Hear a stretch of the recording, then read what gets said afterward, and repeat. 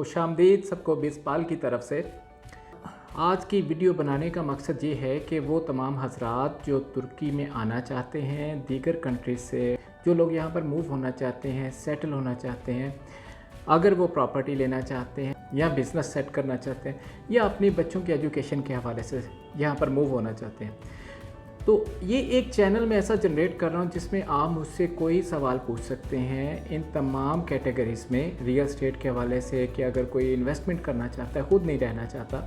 Capital appreciation के हवाले से कौन सी प्रॉपर्टी, किस तरह की प्रॉपर्टी किस तरह के बंदे के लिए सूटेबल है, कौन से रूल्स रेगुलेशन जो अभी इम्प्लीमेंट हो रहे हैं, जो अभी करंट हैं, या एक्सपेक्टेशंस क्या हैं, कौन सा एरिया बेहतर है, किस तरह की प्रॉपर्टी बेहतर है, कैपिटल एप्रिसिएशन किस एरिया में ज़्यादा अच्छा हो रहा है, रेंटल वैल्यू किस एरिया में से, क्या क्या डॉक्यूमेंटेशन रिक्वायर्ड है। अगर कोई यहाँ पर तुर्किश पासपोर्ट लेना चाहता है, उसके लिए कौन से डॉक्यूमेंट्स उसको प्रिपेयर करके लाने हैं अपने होम कंट्री से,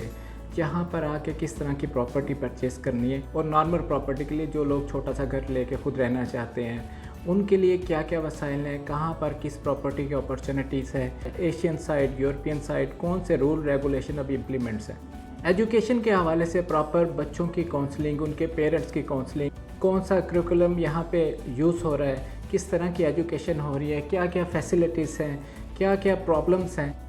और ऐसे हजरात जो यहाँ पे बिज़नेस करना चाहते हैं, किस तरह का बिज़नेस यहाँ करना मुमकिन है, इजी है, जिसको एज ए फार्मर किया जा सकता है, क्या इसकी रिक्वायरमेंट्स हैं, टैक्सेशंस के क्या रूल्स हैं। तमाम सवालात जो भी पूछना चाहे वो हमसे कांटेक्ट कर सकता है। स्क्रीन पे दिए गए नंबर्स मौजूद हैं, इन तमाम सवालात का जवाब हम आपको दिया करेंगे।